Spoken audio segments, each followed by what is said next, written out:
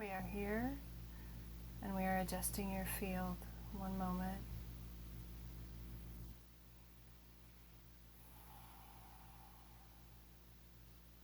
Proceed with questions.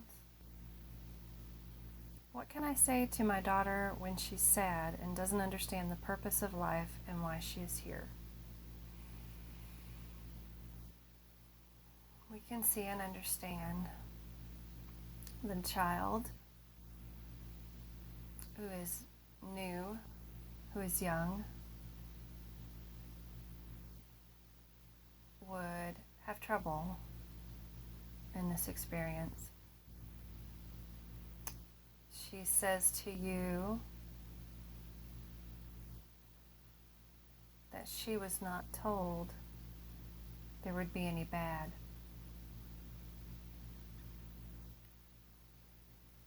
Her experience before she came here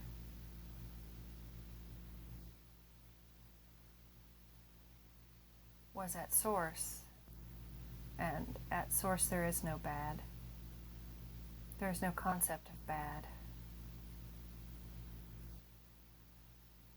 She is not a new soul. However, she had the concept that the earth and its evolution would be more advanced at this time.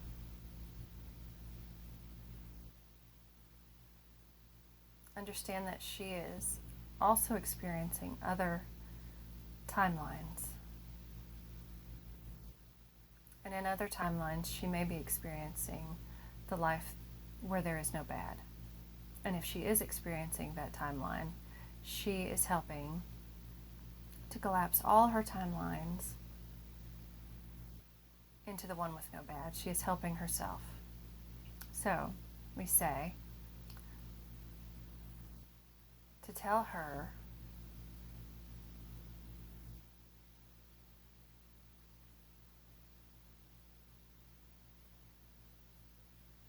she is currently in a play area. The earth is a play area. And just like she's playing with her dolls, she is playing roles with other people. She will argue with you. She will say, "Mom, how do you know?" You tell her, "For us, because we said so." You tell her the Arcturians said so. And then you will have to explain who the Arcturians are. That is another story. Next question. In past life regressions, why does the afterlife look so different in each life, even between lives of the same person? Why would they see something different each time?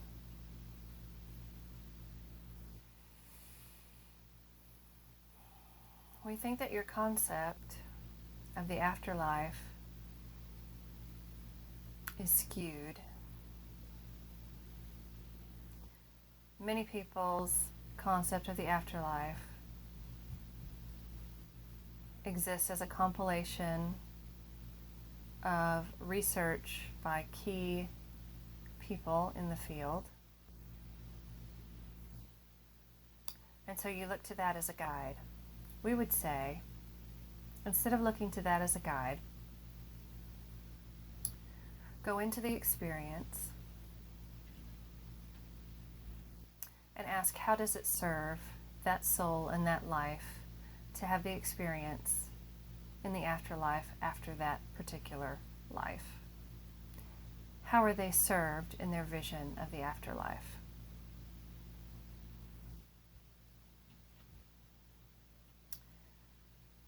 The vision of the afterlife is part human experience and part spiritual experience. There is an intermediate period, a gradual awakening, even in the spirit world, so that you are not shocked coming out of a, for example, very strictly religious life into something that would blow your mind without a grace period, so to speak. So, in your past life regressions, if you move beyond the intermediary period, you will see something very different.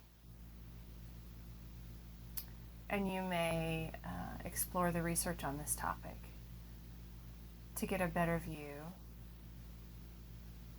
of the afterlife as, not as it exists, but as closer to the reality that you would understand without your human experience coloring it. And we would say to you personally that you have seen more of this than many. Do you have a general message for me, please?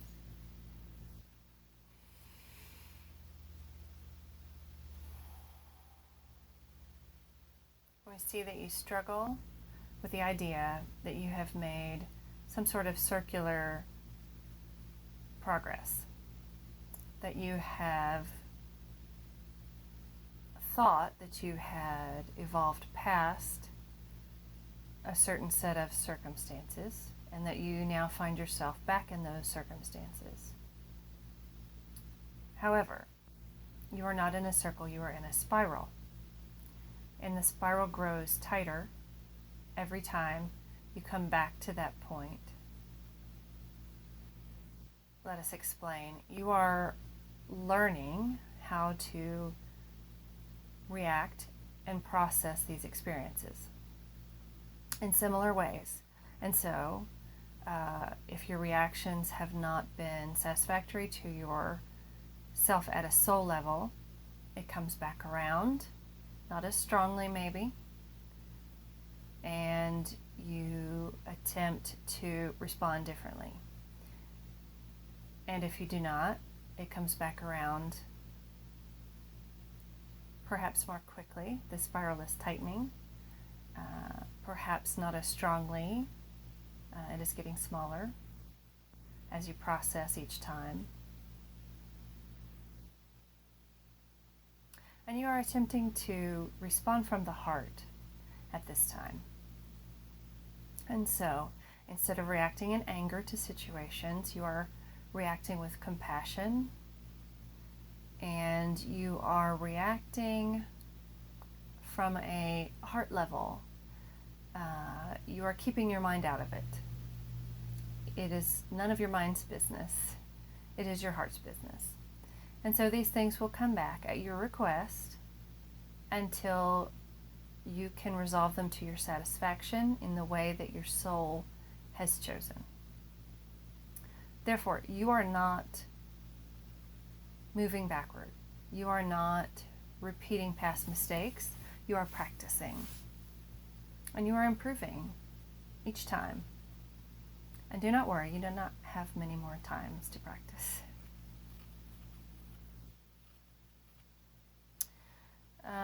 Question from a viewer. What is your opinion about using psychedelics like DMT or ayahuasca for spiritual experiences, insights, and creating breakthroughs?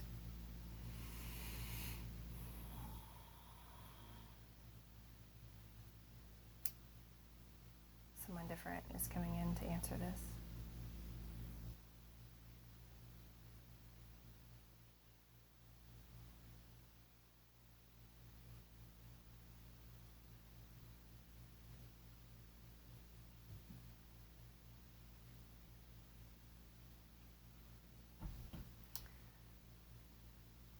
We are a group who would like to answer this question because through our experience, we can give you guidance on this matter. It is our opinion, it is our experience that these substances are not appropriate in attaining the levels you are hoping to attain. These are artificially altering your neural pathways. These are temporarily restricting your free will and your ability to operate with your higher self and your soul's cooperation.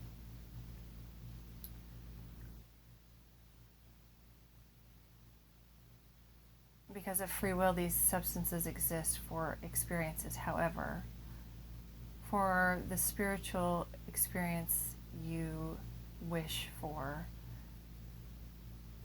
your best option is to train your mind and train your thoughts, because you can do this without the use of these substances. They are completely unnecessary, and they would create an artificial experience. They would not create the true experience you wish for. They are not just a cheat, they are artificial. You may experience these substances as experiences on their own, but it is our opinion that they will not bring you to the spiritual insights you are looking for.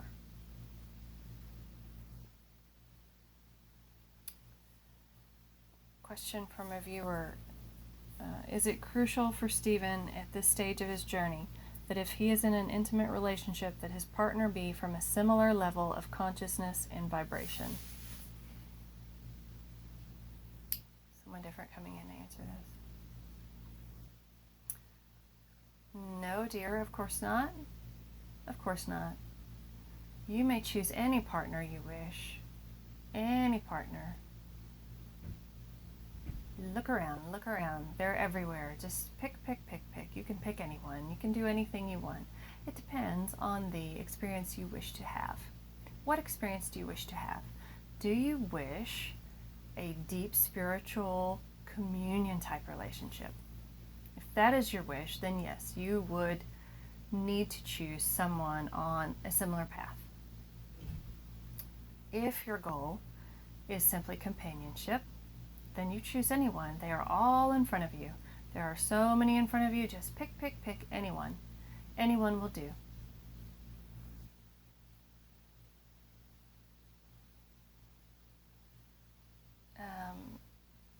Another question from Stephen. What is the meaning or purpose of Stephen's recurring dreams about Aqua Turbo and his former job?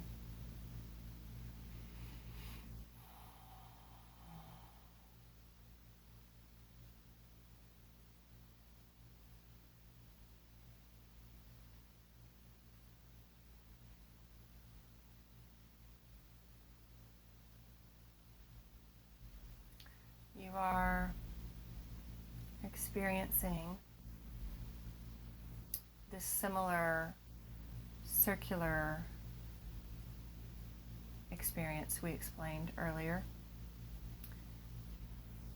You are resolving past conflicts, mental conflicts only. You are processing other people's expectations regarding that old position and other old positions you once held in former jobs. As soon as you deal with the fact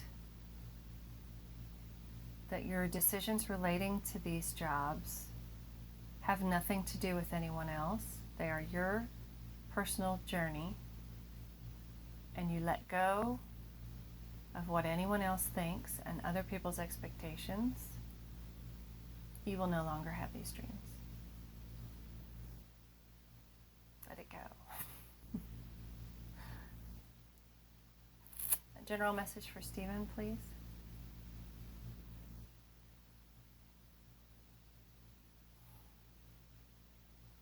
You are on the path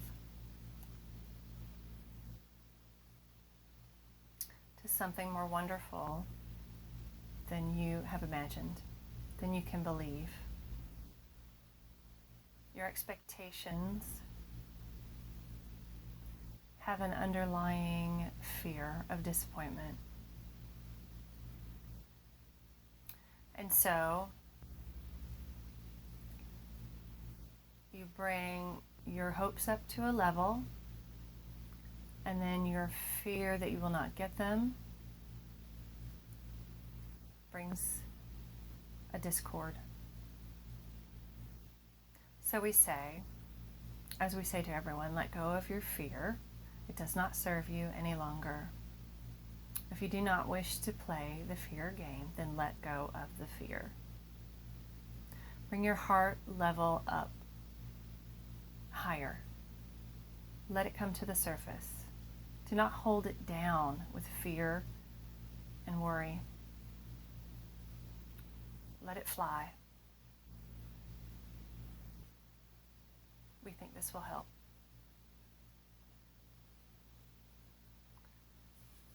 A general message for all, please.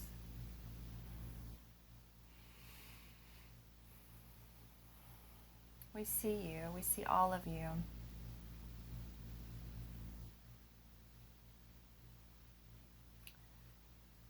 You are experiencing some shifts, and you are noticing these shifts. And we are jumping for joy that you are noticing. And we say, prepare for more. There are more coming. And they are wonderful.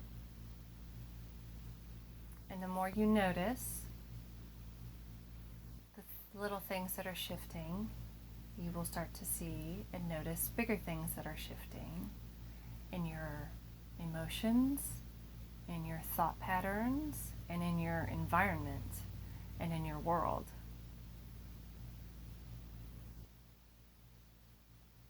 You may feel like you are starting small.